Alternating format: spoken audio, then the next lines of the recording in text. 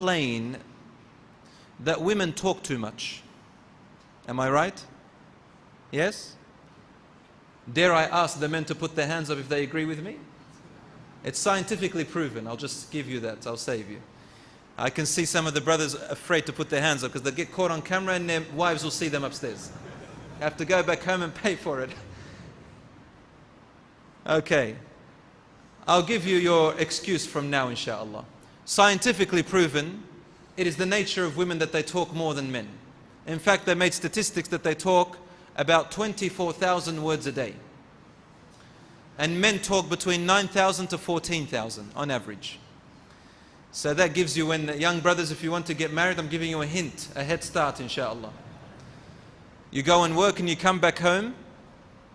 If you've already used up your 14,000 words, you've still got another 10,000 to go. You have to listen. And I'll give you some advice, inshallah, for the newly wedded ones, inshallah. So, why do they talk so much? There is a wisdom behind that. Children, it's not easy for them, children under the age of 10, it's not easy for them to understand something very quickly. They need to be spoon-fed. Do you agree with me? Those of you who are parents. Children need to be spoon-fed. So they require more words to explain things. Me as a father, I know this.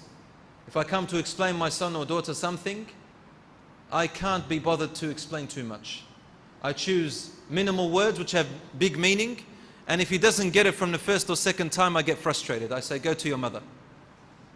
But the mother keeps going on and on and on and on and on, and the child asks 1,000 questions. I say, explain to him, I'll be the introduction, you be the body, and then I'll be the conclusion. Bring him when you want me to make a conclusion. So alhamdulillah, this is why. Let us not ridicule and look down upon them. You know what? Please excuse me, I made this introduction including our sisters because it is very, very important. It is vital. It is vital, brothers, that our sisters are with us in this pathway in the cause of Allah subhanahu wa ta'ala.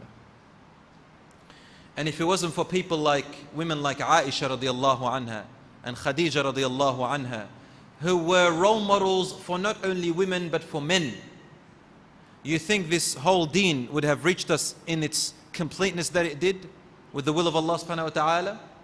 Aisha radiallahu anha, you know how many of the scholars she taught among the companions of the Prophet sallallahu alaihi wasallam?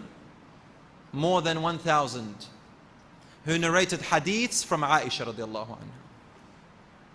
If you recite, you look in Bukhari and Muslim, Tirmidhi, you'll find how many hadiths are narrated by Aisha radiallahu anha, in the hundreds. And these were men who heard them from her. If we do not include them, then how can we be a civilization? The Western world after World War I, they wanted to change the woman from a woman who raises the children, from a woman who is educated and uses her education in the pathway of her children, to make her a commodity, and that if she has education, to use it in the outside world to benefit big businessmen and entrepreneurs in the world of capitalism. So now in the West they draw the woman from being a wife, a mother, from being a person of education, and if she is a person of education, they take her out of the home to neglect the children in order to use her energy to build the outside world for the man. This is a trick, my brothers and sisters. I encourage our sisters and our brothers to become educated, but to be careful what kind of knowledge they learn. At the same time, where will you use this education? Where will you use your skills? The best place to use them is in your family.